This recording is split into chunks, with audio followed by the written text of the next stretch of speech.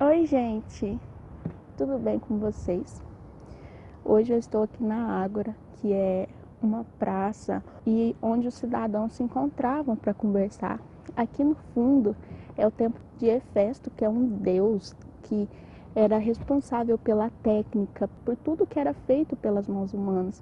E aqui na Ágora, para quem não sabe, aqui acontecia toda a vida política da Grécia, aqui que acontecia as assembleias, aqui que o povo falava o que pensava, porque aqui na Grécia surgiu a democracia direta, que é basicamente o governo do povo, o governo dos cidadãos.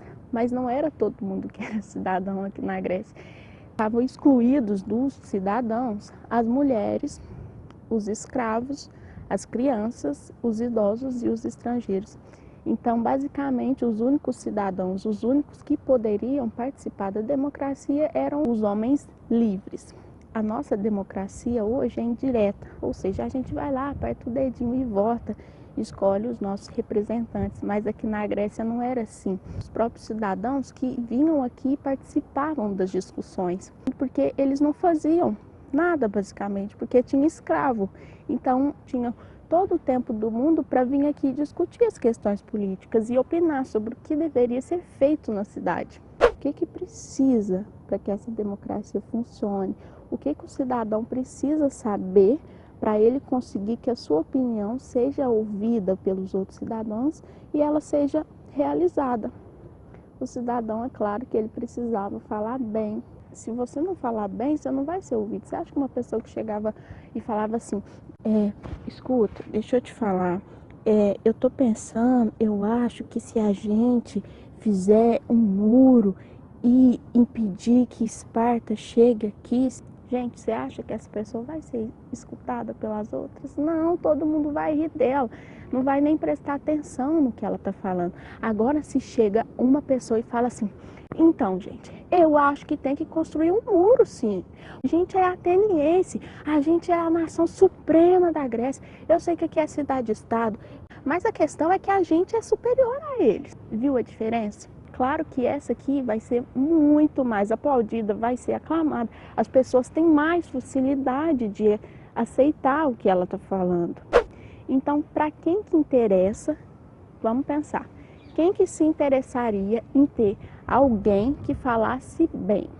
Digamos que você é uma família rica de Atenas e você quer que os seus interesses sejam privilegiados. Essas pessoas pagavam alguns professores, alguns mestres da oratória que ensinam a falar bem, a convencer, a argumentar, pagavam essas pessoas para ensinar os seus filhos ou pessoas que iriam defender os interesses dessa classe que tinha mais dinheiro.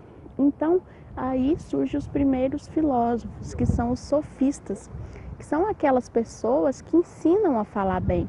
E elas também são viajantes, ou seja, eles vão pulando de lugar para lugar, conforme o pagamento, conforme fosse solicitado a sua presença. Só que começou a ficar problemático, porque imagina, se você aprende a argumentar bem, você vai defender qualquer opinião.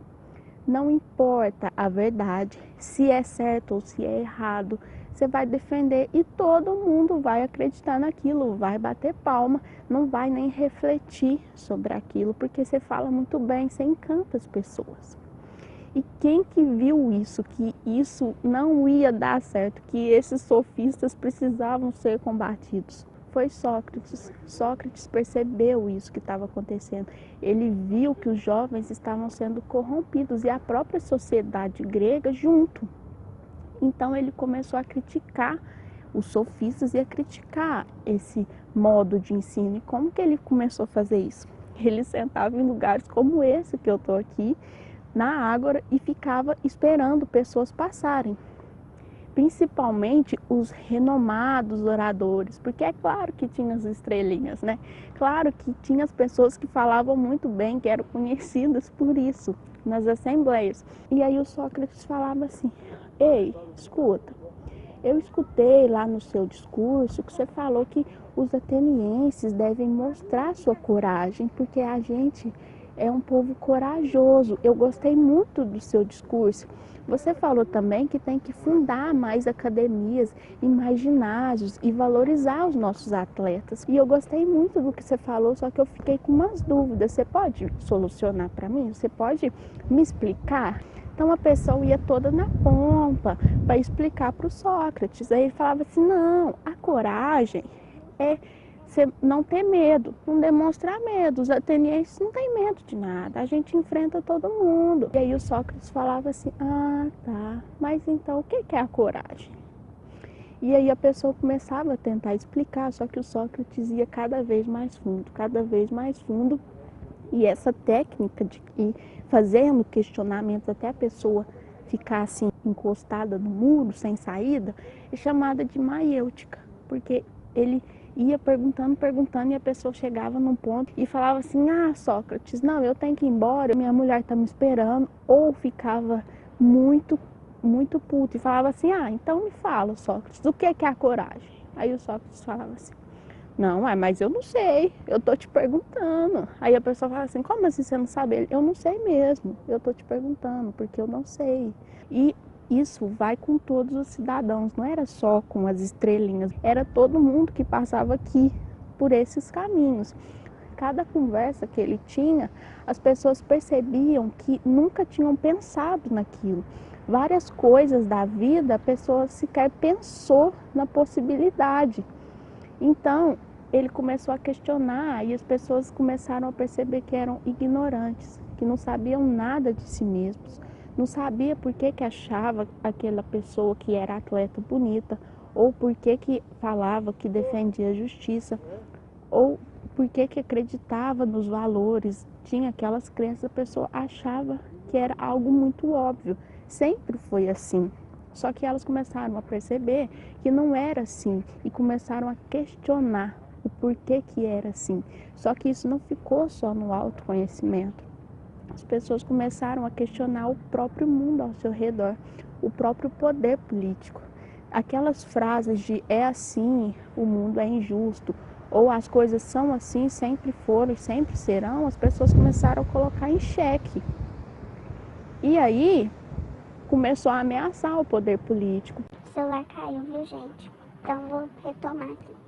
Então, o Sócrates começou a ser visto como uma ameaça, porque quem está no poder, quem são os poderosos, não quer uma pessoa que faça as pessoas questionarem o mundo, a política, porque pessoas que pensam são perigosas. E é assim até hoje. Por isso que a filosofia é vista e é totalmente prejudicada. Fazem você pensar que a filosofia não serve para nada. Porque se você souber o tanto que ela é perigosa, o tanto que ela vai te fazer questionar o mundo à sua volta, questionar as coisas que você sempre achou que eram assim, e pronto, coisas que passaram para você, que fizeram você acreditar que é assim, isso vai se tornar muito perigoso, porque as pessoas vão questionar e vão começar a cobrar mudanças. Então, uma pessoa que não pensa é muito mais fácil de ser controlada e ser manipulada. E foi isso que aconteceu com Sócrates. Ele foi visto como uma ameaça e foi condenado. E foi julgado, foi no julgamento dele. Ele tinha a possibilidade, ele tinha a chance de se defender e ele não se defendeu. Em todo o seu julgamento, ele só queria mostrar como ele era ignorante, como ele era burro, como ele não sabia nada. A única coisa que ele sabia é que ele era ignorante, que ele nada sabia. Por isso que é a frase só sei que nada sei. E o Sócrates, como justificativa para não ter se defendido, ele falou assim: a partir do momento que eu me defendo, eu aceito as acusações que fizeram contra mim, mas eu não aceito essas acusações, então eu não vou respondê-las. A partir do momento que eu falo, que eu me defendo, o que os juízes vão querer de mim? Que eu paro de filosofar, que eu paro de questionar as pessoas. E eu não vou fazer isso, eu prefiro morrer, que deixar de mostrar para as pessoas como elas estão sendo injustiçadas, como elas estão sendo enganadas pelos outros. Então foi assim que Sócrates foi condenado, bebeu cicuta e preferiu morrer a deixar de despertar as pessoas.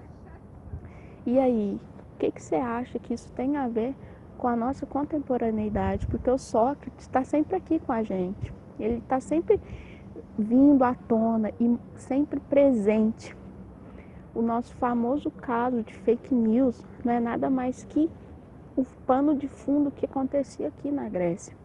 Se parar para pensar que as fake news foram espalhadas por pessoas que nem questionaram o que estava acontecendo, nunca questionaram as mensagens que recebiam.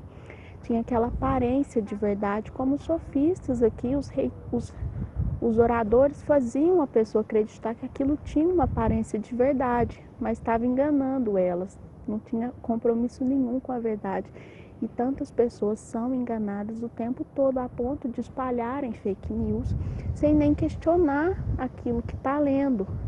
Então imagina se a gente fizesse a maiêutica hoje, se as pessoas soubessem que fazer a maiêutica é essencial. Você recebeu um conteúdo, você questiona aquilo.